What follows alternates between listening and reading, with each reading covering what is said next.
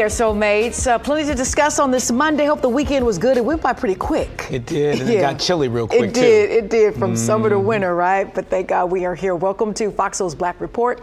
We're going to take a look at the National Urban League's annual State of Black America report. It is out.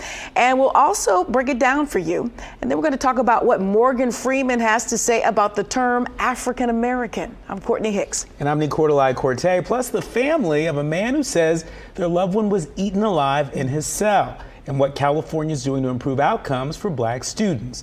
They're the stories that impact our people. Our news, our views, and our voice. So let's get into our top conversation for the day. A white man allegedly shot a 16-year-old Black boy in the head twice after he mistakenly rang the doorbell of the wrong house while picking up his siblings. This happened in North Kansas City, Missouri, late last week. Now, the victim's name is Ralph Yarl. He ran to 3 different homes before someone helped him. Now, the family calls the incident a hate crime, but the shooter was released without charges. The victim's aunt demands justice, saying that the shooter's intention was to kill Yarl. A protest was being held to bring attention to the issue of racial violence and injustice in America. The victim's aunt created a GoFundMe page to help pay for the boy's medical bills, therapy, and future expenses. The family has raised over $135,000 of their $500,000 goal. This is just absolutely outrageous. And to add insult to injury, the Kansas City Defender's reporting that the white shooter who was taken into police custody to provide a statement was released shortly after without any charges held against him. I don't know where in the world do you shoot anybody in the head unprovoked, not once, but twice.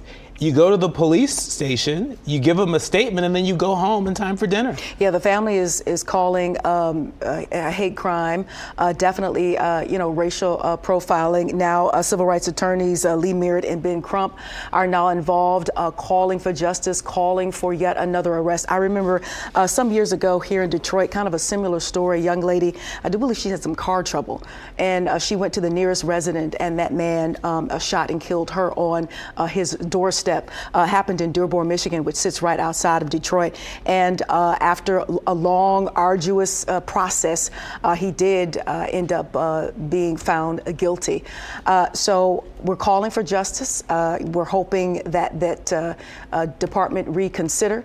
And if they don't, we're just going to have to keep pushing and fighting. And especially with these 2 amazing attorneys on board, I'm sure we'll see some movement in the justice, if you will, direction, hopefully very, very soon. It's amazing that Ralph Yarl is still alive, though he is fighting for his life. Yeah, the fact that he was able to get up and run away, that shouldn't happen to any of our kids. Yeah, and our prayers to his family as well, and him as he tries to recover. Yeah, it does. According to the National Urban League, one of the biggest threats to democracy for Black Americans is the extreme views of some political leaders who seek to limit what history can be taught in schools and undermine Black officials' job performance. The League's annual report reveals an increase in hate crimes, efforts to change curriculums, and extremist views being normalized in politics, law enforcement, and the military.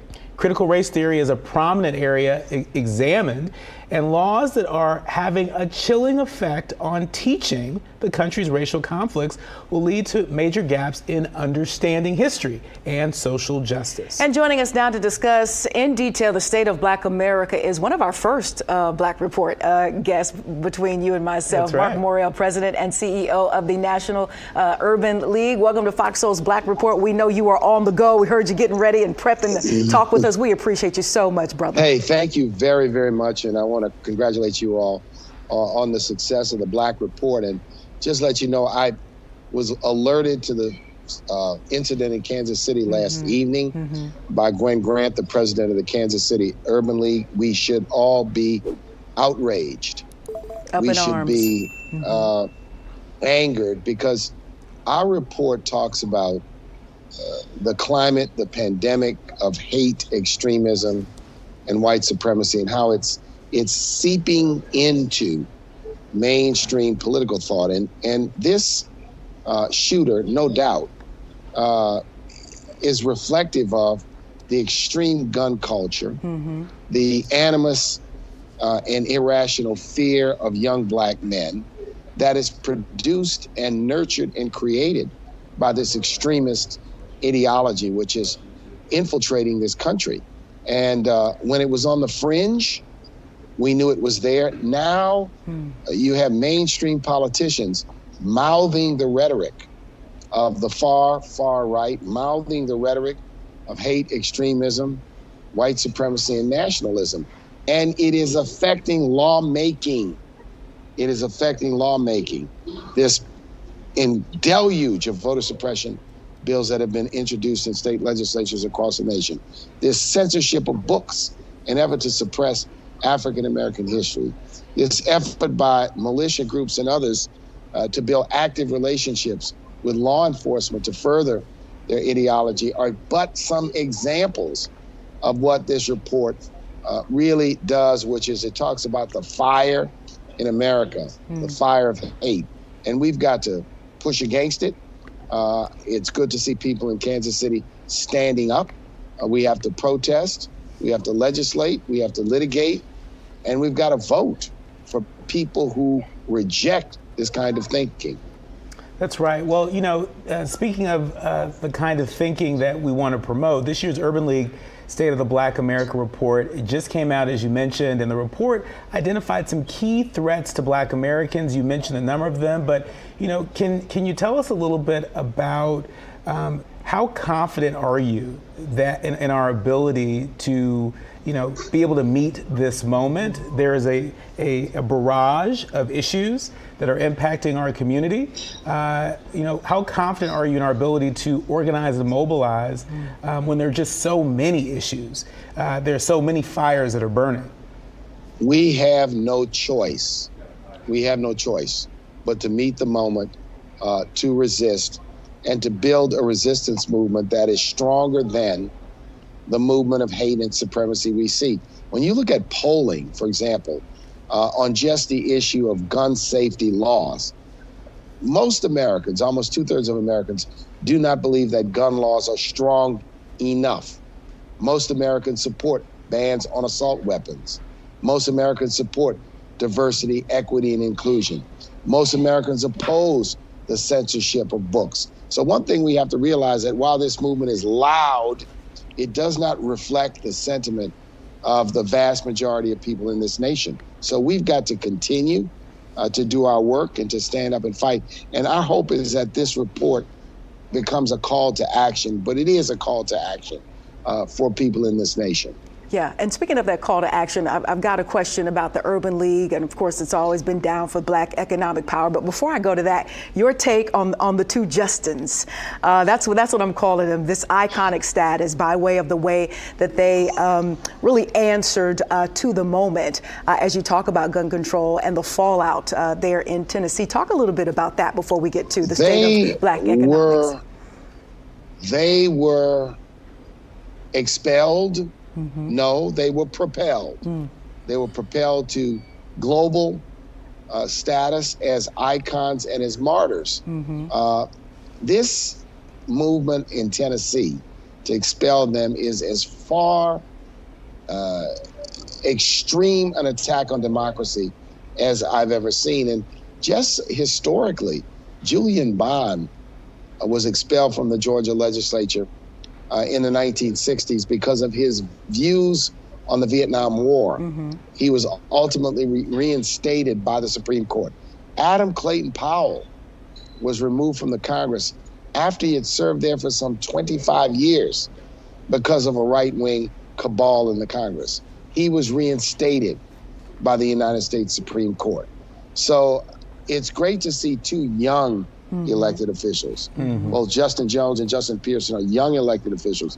And my hope is that it inspires more young people to run for office, more young people to be engaged in the policy-making realm of legislatures and city councils and school boards all across the nation. And we stand with them, and it is positive that they've been reinstated.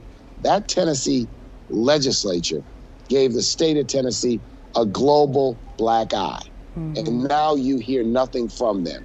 They've gone into hiding because their actions were not justifiable. Yeah. Mr. Morial, you are having the first in-person conversation about this year's State of Black America report tomorrow at Morehouse College. Why was it important to have this discussion at an HBCU, and how can our viewers watch? So last year we were at Clark Atlanta University. It was a great success. We decided to return because we have to, as an urban league movement, as civil rights organizations, do more to connect with the next generation, do more to connect with young people. So that's what this reflects. Let's bring the report to a campus. There's going to be a dynamic panel discussion involving young leaders from all of the schools in the Atlanta University Center. And it's a reflection of what I've tried to do in the time I've been at the National Urban League. Focus more on young people. We've stood up the young professionals. We're now got a program that's on college campuses. We have got to connect and build bridges among generations in order to be able to do the work we need to do and to continue to fight these battles. So with this report in mind, what is the Urban League's message right now to Black America? And if you can add in there some of the finances and what we're looking to ahead. Yeah, on an economic front, we see low Black unemployment. We see a fairly substantial recovery.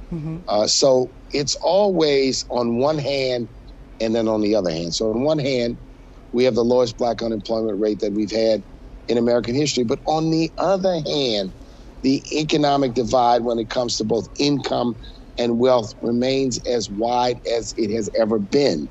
And the economic figures show a comeback, a slow comeback when it comes to home ownership to the losses we had during the pandemic. But still, the divide between the number of white homeowners on a percentage basis and the number of Black homeowners on a percentage basis is substantial. It is 20% plus. So on an economic front, you see mixed signals. One signal I do want to point out, which is a strong signal, and that is the number of people who are embracing entrepreneurship, particularly the number of Black women who are embracing entrepreneurship, building businesses. It's the fastest growing subset of this sort of entrepreneurial ecosystem in America. So there are good signs, but there's also the continued divide that exists when it comes to economics and the foreboding threat of inflation and a potential downturn. So we've made strides from the 15% unemployment we saw in the Black community during the pandemic to the 5% we have now. But that's got to be taken in context. Well, so many rich insights in this report, and we want everyone to know that if you want to read the Urban League's full State of Black America's report, visit stateofblackamerica.org. Mr. Morial, thank you as always for joining us right here on FOXSOUL's Black Report. Come back again. Watch it tomorrow online, nul.org, 10 a.m. live from Morehouse College. Indeed. Travel safe, and we'll talk to you soon. Thank you so much. We appreciate you. Thank you. Indeed.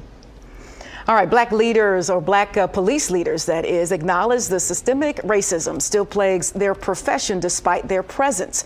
The outspoken president of the Black Police Association of Dallas, Terrence Hopkins, said Black police leaders still face challenges in addressing bad policing and racism within the force. However, Black leaders also see opportunities to foster better relationships with communities and save more Black lives. This weekend, Black police chiefs, commissioners, and sheriffs, along with commanders from across the country, will gather right here in Detroit for the National Organization of Black Law Enforcement Executives Annual CEO Symposium. The event includes discussions on diversity, equity, and inclusion in policing, mental health responses, and managing responses to mass shootings. And speaking of police are investigating following a shooting at a Sweet 16 birthday party on Saturday night in Dadeville, Alabama, where 4 people were killed and 28 others were injured. The attack occurred at the Mahogany Masterpiece Dance Studio at 10:30 p.m., where law enforcement officials have yet to determine a motive or identify any suspects. Now, while 15 victims were treated at the Lake Martin Community Hospital, some were transferred to other hospitals for treatment. An investigation is currently underway, and the community is being urged to provide any relevant information. The incident adds to the growing number of gun violence cases across the United States just this year. Yeah, it was just a horrifying scene. You read the headlines, you're into your weekend, and you know, you try to do your best to make sure your weekend is safe, regardless of what it is you choose to do. And just to see this at a sweet 16, a moment in time that is supposed to be sweet, that is supposed to be an ushering in to the later part of your teen years and the things you're supposed to experience, to be marred by gun violence is just it's unfortunate, and you want to think it's unthinkable, but unfortunately, in this day and time that we live in, these headlines continue to happen. That's right. Continue to happen. That's right, and too often. I mean, I was really disturbed, by a tweet that the governor of Alabama put out. Governor Kay Ivey tweeted on Sunday morning that she was grieving the events in Dadeville, but did not provide any further details. And it's like, you're the governor, right? We need you to do more than just grieve, right? And this is the same governor that repealed, sort of the concealed carry law in Alabama. And so it's like, if you want to do something, to help our young people, help our babies, to keep us safe, don't repeal the gun laws that were put there to keep us safe, put them in place. And put them in place so we don't have to, so she and we don't have to continue to do this excessive grieving. Yeah, I agree. All right, moving on here. LaShawn Thompson died in custody at the Fulton County Jail in Atlanta. This was back in September of 22. His family now claims he was eaten alive by bed bugs and lice. Thompson was arrested and charged with simple battery in June of 22. And 3 months later, he was found unresponsive. His body was covered in bed bug bites, and the Fulton County Medical Examiner's report mentioned a severe bed bug infestation. Now, the cause of death was undetermined, but Thompson's relatives believe the bites became infected, resulting in cardiac arrhythmia. The family is calling for a criminal investigation and the closure of that jail. Actor Morgan Freeman has criticized the usage of Black History Month and African American, stating that the terms are an insult. In an interview with the Sunday Times, the 85-year-old actor expressed his belief that the yearly celebration of Black History Month carries a negative meaning for him, as it restricts his culture to only 4 weeks. Now, Freeman also argued that, quote, African American is an insult, saying he doesn't subscribe to that title, as Black people have had different titles all the way back to the N-word in the interview. Freeman highlighted that the increase of representation in the media. Well, let's keep the tradition of Black History Month, but let's make it make something. We know, if you know the history, it started as a week and it expanded to a month. Lots of jokes surrounding Black History Month in one of the shortest months of the year. But we know Black history is 365. We've got to know that, and Uncle Freeman, I'm sure he knows that as well. I kind of sort of agree with him. I always subscribe to Black. Black works fine for me. I can understand, what African American and what that includes and what that's supposed to mean. But for me, a Black American, a Black woman, that's fine for me. Yeah, and so I get what he's saying. And for folks like me, where literally one of your parents is from Africa. There you go. Was born and raised there, and one parent was born and raised here in the United States. I really do connect with African American, more specifically Ghanaian American, and so why does it have to be one or the other? Right? Why can't it just be all of it? Because you know what? We're not a monolith. Just saying. Your favorite word. Just saying. Coming up, the increasing impacts on the health of Black men. Yes, we'll tell you why experts say Black men face more health hurdles than any other group. We got your back, brothers. We got your back. You're watching Fox Soul's Black Report. Appreciate you, sis.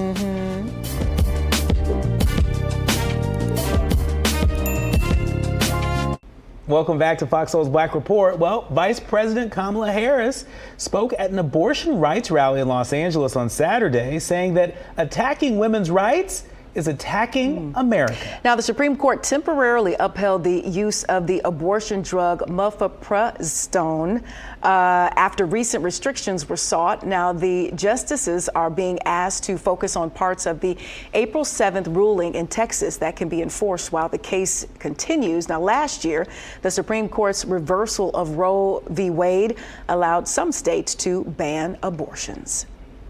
Social epidemiologist Roland Thorpe Jr. is on a mission to improve Black men's health and life expectancy, including his own, as both his grandfathers died prematurely from heart disease. He leads the Black Men's Health Project, aimed at highlighting the health crisis of Black men who have the worst health profiles in the United States, with premature mortality rates higher than those of any other group. Thorpe points out that Black men are 30% more likely to die of heart disease than white men and 60% more likely to die of stroke. He emphasizes the need for Black men to engage with the healthcare system, establish relationships with primary care physicians, and receive preventative care. Mental health stigma is a major issue in the Black community, and we're seeking therapy or counseling is sometimes discouraged despite the challenges. Advocates are working to break down the barriers to accessing mental health care and provide resources and support to those who need it. Yeah, and we have the pleasure of speaking with Kobe Campbell, a licensed trauma therapist, author, wellness advocate, and podcaster. She's releasing her debut book, Why Am I Like This? How to Break Cycles, Heal from Trauma, and Restore Your Faith Tomorrow. Welcome to the show, Kobe. Thank you so much for having me. So excited to share with you guys. Yeah, it's our pleasure. So can you tell us a little bit about your book and what inspired you to write about healing? Man, you spoke about the stigma of mental health. And, I remember being young and in college, struggling with depression, trying to figure out how my depression integrated with my faith. And I struggled to find a Black therapist. I struggled to find someone who looked like me, who I didn't have to explain my context to. I struggled to find someone who I felt like I could just fully breathe and receive the services from, because it was really stigmatized. And so this book really is about helping people understand that they have trauma and that dealing with their trauma doesn't negate their faith, that dealing with their trauma really can enhance their faith, and their faith can enhance their trauma recovery and their healing process. Because, for me, I was just lost. I felt like, why am I like this? That's why the book was named that. I felt like there was no resources as a young Black woman to figure out, why am I feeling this way? Why am I stuck in these patterns? Why can't I break these cycles? And so I wrote this book really for every past version of me that lives in someone else who's looking for resources to live a life that they love and enjoy, and not feel like they're stuck with the card that life has handed them. Yeah, and as you're talking, we're looking at the video. It looks like you just were thumbing through a new print, a hard, soft copy, and you're crying, very passionate, about this journey. So as you have journeyed on, what are some of the common misconceptions about trauma and healing that you've encountered in this work, in this journey? Oh, absolutely. That's a great question. I think one of the biggest misconceptions is that trauma and deep pain is a moral failure. That if you feel bad, it's because you are bad. If you feel bad, it's because you did something bad. It's some type of consequence coming back to you. And I really invite my clients into a curiosity, instead of just asking, why did I do that? Asking, what happened to me that made me want to respond in that way? What experiences have I had that have led me to these patterns that I'm trying to break, but I'm struggling to break? I think another misconception is that trauma always has to be physical harm. That is absolutely not true. The part of our brain that processes physical pain also processes emotional pain. Our brain doesn't differentiate them. So words hurt just as much as someone hitting you, and rejection hurts just as much as someone pushing you. And I think on a heart level, we know that, but I wanted to have the science to back it up. I wanted to help people know, I'm not just telling you it hurts because I care about you. I'm telling you it hurts because your body is telling you that, and that's worth listening to. Kobe, you have a significant following on TikTok. Tell us, how has social media helped or hurt your advocacy work and attempt to reach a wider audience? Oh man, I think for the most part, social media has really helped. I think that people want to get the information to understand themselves a little bit deeper without having to pay the immediate price of being vulnerable with someone that they don't know, right? I have thousands and thousands of DMs from people who are like, I'm finally going to therapy because I'm finally accepting and realizing that something might be wrong. I'm finally realizing and accepting that I might have anxiety, I might have depression. And so I've enjoyed giving little bits and pieces to people so that they can see for themselves. You know, I always say, if you can talk someone into something, you can talk them out of it. But when you experience that sense of like, oof, that resonates, that's what moves people to do something about their pain. And social media has really helped me do that. Yeah, and you are a busy, busy sister, aside from all the hats that you wear. You've got the book, and then in addition to that, you host a podcast. It's called The Healing Circle. You host that with your husband, Kyle. How is that process of creating a podcast and sharing your experiences with your husband? What is that like for you? Oh man, it has been beautiful, to be quite honest. I think that my work has helped my husband heal, and I love having him as a co-host, as a Black man who's a co-host, as a Black man in corporate America, as a co-host who started out as a mental health skeptic. It's not that bad. You know, he's a military brat. It's not that bad. Suck it up. Work harder. Nobody cares. Just do the right thing. Wow. And if you're experiencing this, it's because you're just not disciplined enough. You're not working hard enough. And my husband gets to be the voice of really the heart of many of the people who are listening, because many of them can identify with where he started more than they can identify with the information I'm sharing. And so it's been a really sweet gift to see him grow in his healing, but also a really sweet gift to provide people with expert information and then dad jokes through my husband, plus relatability to the truth that you can go from someone who didn't think depression was real to being a mental health advocate. Yeah. And it is safe to heal as Black people. It's safe.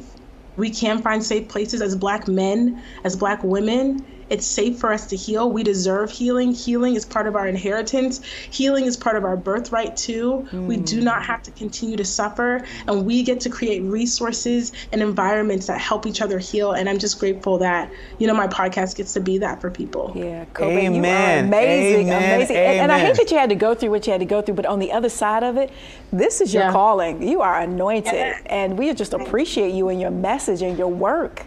Oh, it's amazing. Yeah, you're really going to help a lot of people with your podcast, with your work, your advocacy. We really thank you. Please come back again to Fox Soul's Black Report. An official soulmate. Time. Yes. Thank you guys for having me. Thank you for joining us. And hundreds of students at a middle school in Portland walked out of class to protest the administrative leave of two teachers, Damon Keller and Phyllis Harris. Now, the school district claims the leave was due to personal matters, but students and parents say it's a part of a larger issue with the district firing Black faculty members.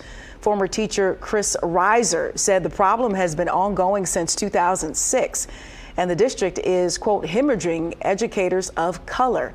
Assistant Principal Spencer Crum has also come under fire for culturally identifying as Black despite being a white man, and for alleged violations of Title IX.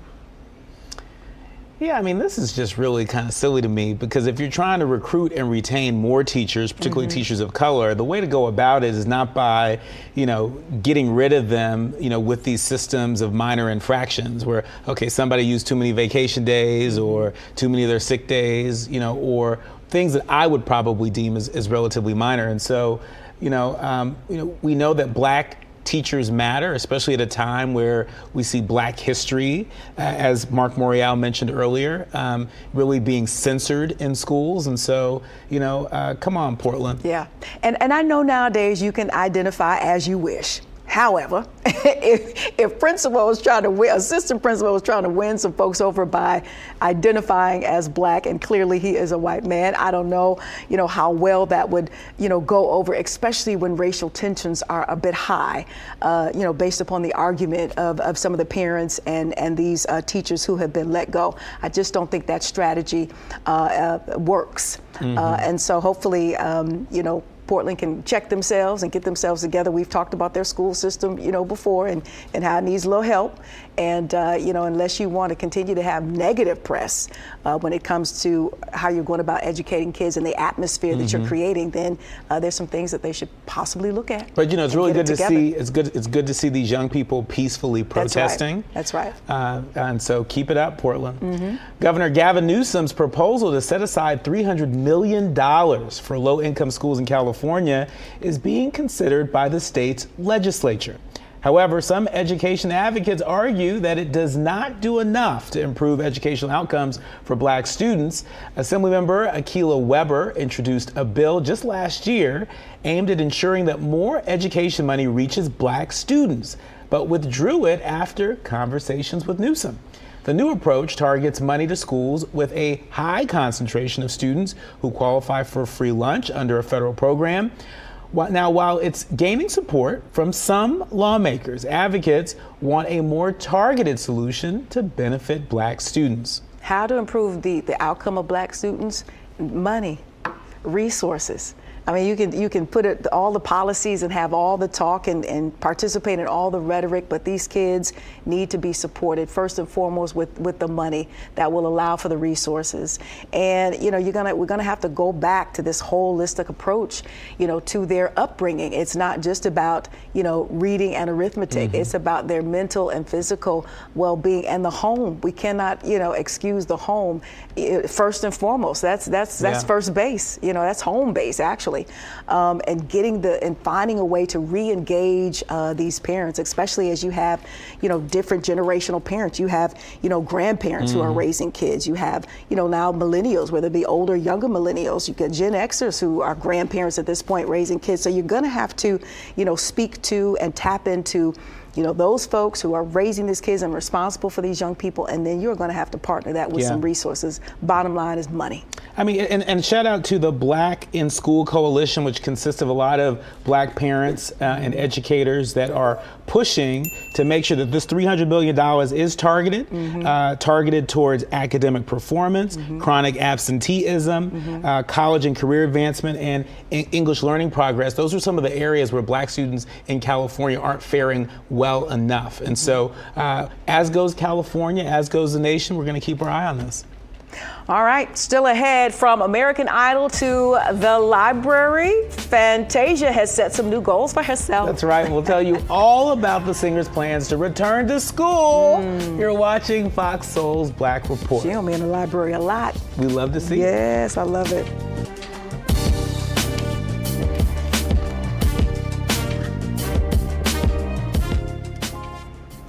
We welcome you back, Soulmates. Let's go to Pittsburgh, where the Penguins, that's the hockey team, is looking to make things right after inheriting land that originally belonged to a black church. That's right. Over the weekend, the team announced that they've reached an agreement with Bethel African Methodist Episcopal Church to correct the decades-old wrongs. Bethel AME was founded around 1808 and is considered Pittsburgh's oldest black church. A century later, in 1906, it opened a large brick building in the Lower Hill District. Now, that's the area where the hockey team in 1967 built on. Now, according to the Associated Press, the Penguins are awarding Bethel AME the freedom, I don't know if I like that, awarding them the freedom to use a 1.5 acre parcel of land near its arena that once belonged to the church. Well, thank you so much. You giving back what belonged to me in the first place. So, and why not partner that with a little education? Why not partner that with some exposure to hockey and what's hockey and what hockey has been all about? Hockey has a deeply rooted, really African-based start. We're close to Canada here. Hockey has always been a part of the black culture here in Detroit, and maybe expose those young people to what hockey is all about and open up new avenues. So yeah, give them back the land that once belonged to them, but also open up the doors, open up some education, open up some leagues or practices where these young people can come in and be exposed to something that once belonged to us as well.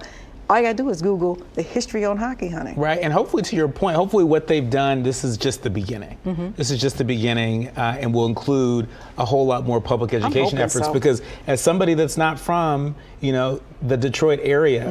I didn't know that hockey was as huge among black folks here in the area and in other places. That's right. It's the Detroit Red Wings, and you will see black folks in hockey jerseys, indeed. So it's always been a part of our Culture Pal League here. The hockey league once existed, so yeah. Always learn something with you.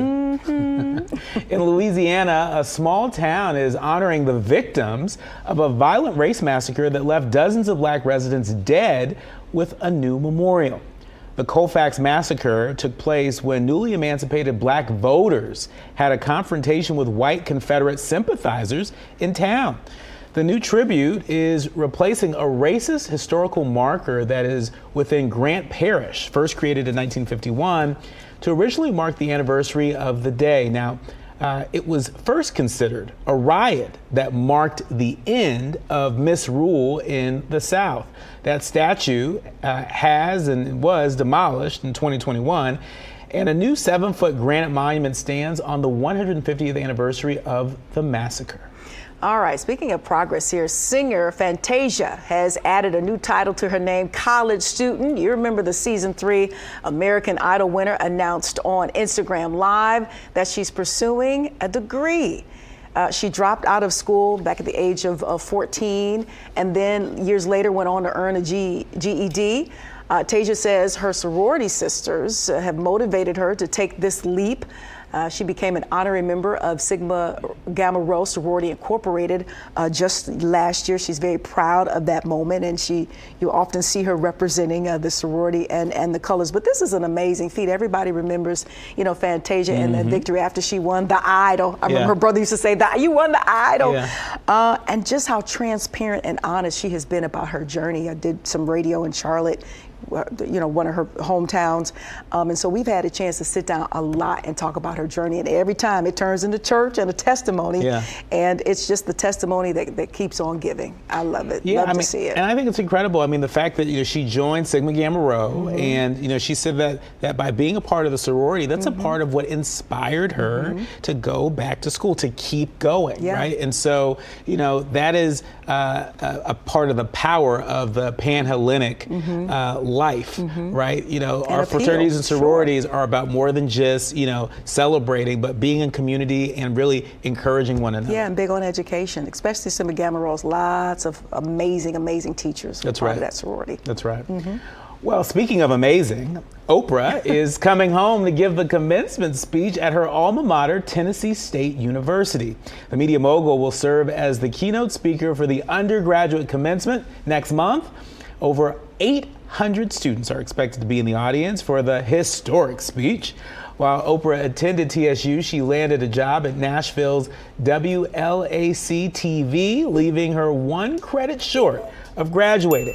Well, Oprah later returned in 1986 to turn in her final assignment and graduate. So another reminder, Courtney, that it is never too late. And to see, Fantasia and Oprah, sort of taking the non-traditional route, but, finishing what they started, hopefully that inspires even more of our soulmates. Absolutely. And, listen, when Oprah comes to speak, you never know what else she might bless you with. Maybe you get your loan paid off, or you get your loan paid off. She'll throw something out there. Right. But just the message alone and what she has a tendency to deposit when she does make stops like this at commencements, very awe-inspiring. And I love to go back and catch it on YouTube or, on social media, because even though she's talking to those folks who are just starting in their path, it still rings true to all the paths that we're on. Yeah.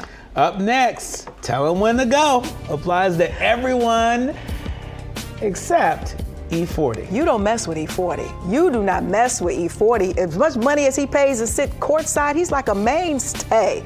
When we return, the reason why the rapper says he was ejected from this weekend's NBA playoff game, probably why they lost. You're watching Fox Soul's Black Report. We'll be right back. Bay Area's finest, E40. Listen, you don't mess with E40.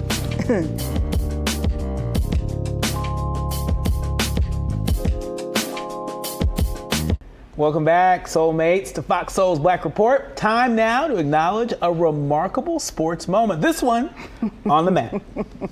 University of Florida gymnastics star Trinity Thomas tied a collegiate record for her perfect 10s in her last career vault. The 22-year-old had just recovered from a lower leg injury as she suffered that last month. Nailed it. Thomas is the all-reigning, all-around NCAA champion. This was her 28th career perfect 10, tying the all-time mark. She will graduate with a master's in health education and behavior. All right, so let's go to Cali, where the Sacramento Kings are promising a full investigation into an incident involving one of the greats, rapper E40, being ejected from Saturday night's playoff game. Meanwhile, E40 says racism had to do with his removal. E40 was kicked out of his seat at the Golden One Center following complaints he was blocking the view of the fans behind him by standing up too often. Videos posted on social media show him visibly upset as he's being led away by security guards. You see here, the rapper claims he was the target of racial bias. You're in a stadium. What do you mean you're standing up too often? So how many times exactly are we supposed to stand up? Is it a few times, a quarter? Like, is it on the back of the ticket? I mean, how often are we supposed to stand up? Let a brother know. Because I was under the impression that if I'm paying for a ticket to enjoy a sports event, that there is no limitation in terms of how many times I clap or stand up or sit down. And it didn't seem like E40 was being obnoxious about anything. I mean, it's a sports game. Yeah, and he's a courtside mainstay. He is big on that team. And let me put this out there. If Jack Nicholson was standing up and down at the Lakers game, we know he's a mainstay there. Would it have gotten to the point where he would have been escorted out? And not only was this the reason? We're also hearing, with reports, across social media that fan was taunting him as well. So yeah, definitely investigate, definitely get this right, because this is a huge fan, a huge supporter. The players love him. You don't want this to be a PR nightmare. So let's get the facts right and get them straight. And you probably need to have a couple of courtside complimentary games to kind of smooth this thing over. Yeah, and also think about the message this sends to, some of the black fans, right? That also like to stand up and clap, and do all the things that people do, at sports games. Yeah. It just seems silly to me. So silly. Get it right. Yeah. Well, Dan Snyder has an agreement in principle to sell the Washington Commanders NFL franchise to a group.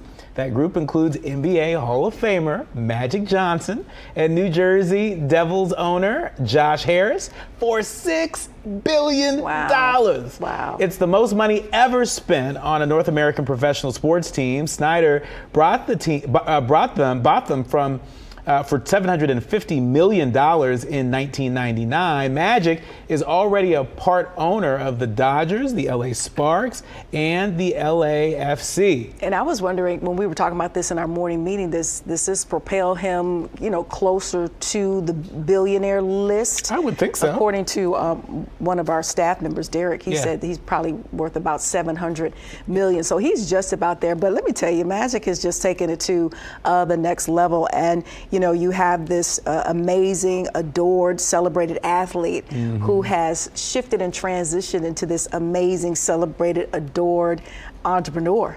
And it's just, it's nonstop for him. And so to continue to see and tap into these accolades, to let folks know that, this can be done and it is happening, is a good look, especially when you're talking about the NFL and ownership. Yeah, and also not without controversy. I mean, within our lifetime, Magic was in the headlines as somebody who, was HIV positive at a time where the country didn't know much about that. And there were a lot of conclusions that people drew from that. And he didn't allow that to be a scarlet letter.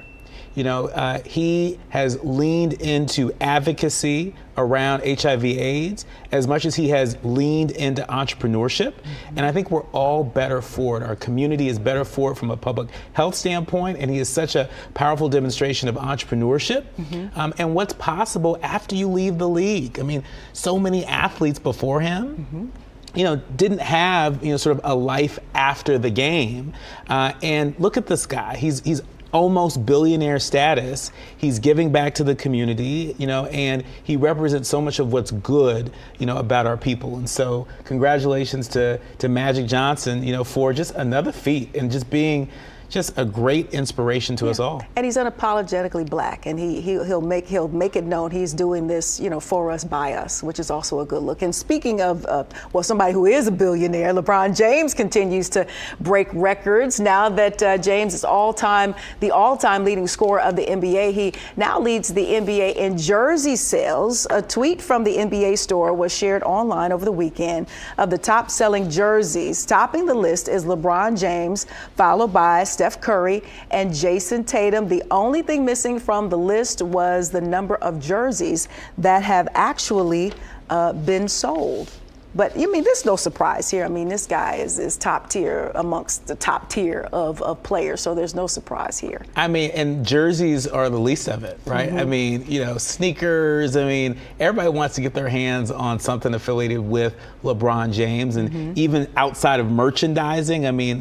Look at what he's doing to give back to the school he created in Ohio, mm-hmm. and all the other philanthropic efforts and creative projects.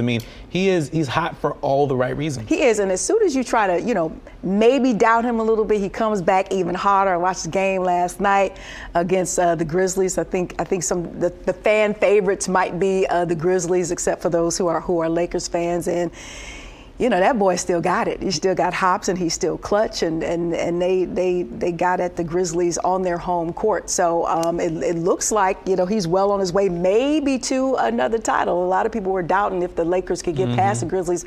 I don't know if they can stay healthy and keep playing like they did last night.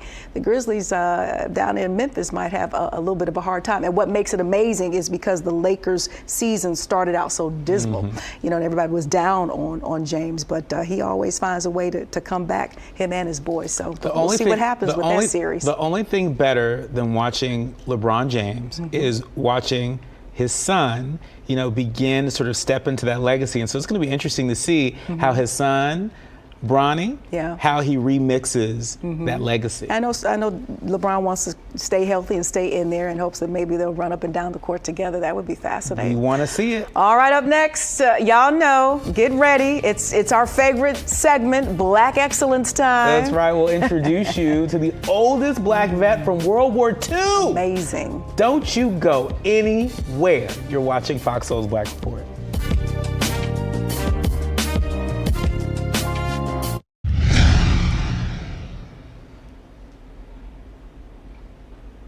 Welcome back to Fox Soul's Black Report. Okay, time for Black Excellence. Yes, the oldest living Black World War II veteran turns 100 years old. An amazing story. His name is Thomas Taylor. He is from Dauphin County, Pennsylvania.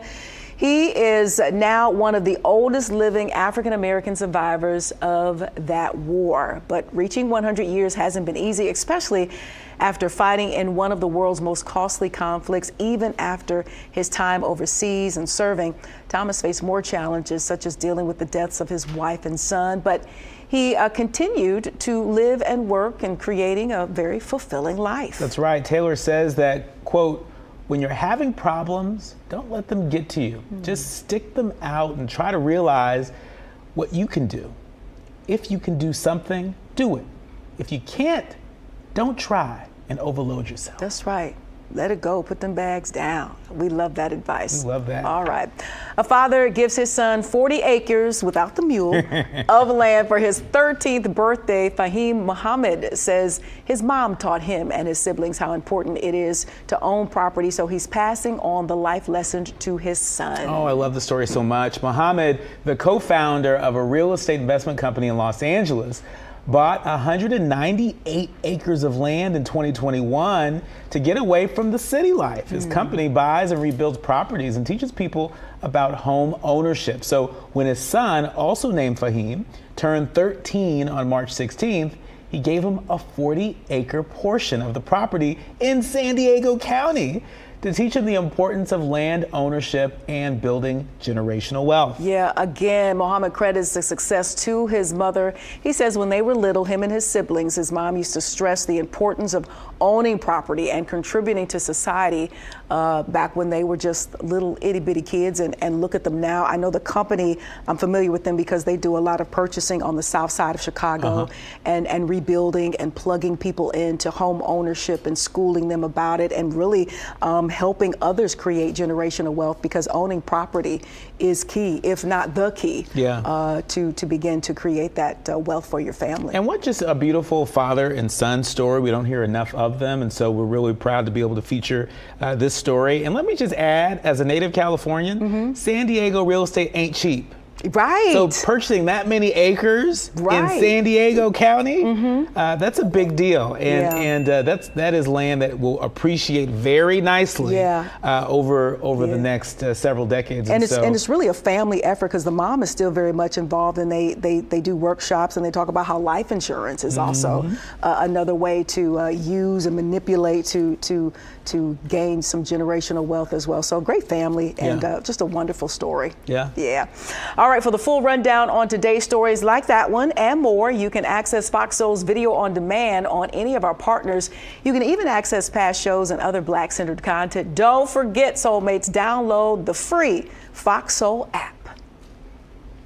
I'm still enjoying some of those insights from Marc Morial's interview. It was great. So many nuggets there, and I can't wait to watch the live stream of the State of Black America on the National Urban League website. Such a busy guy. We heard him setting up for the interview. He was, pausing his day in a hotel lobby to come and check out and bless us here at FOXSOUL's Black Report. So we definitely appreciate his time, for sure. And we appreciate your time as well. Happy Monday, Soulmates. I'm Nicordelai Corte. And I'm Courtney Hicks. Until next time, be sure to stay lifted. And stay safe.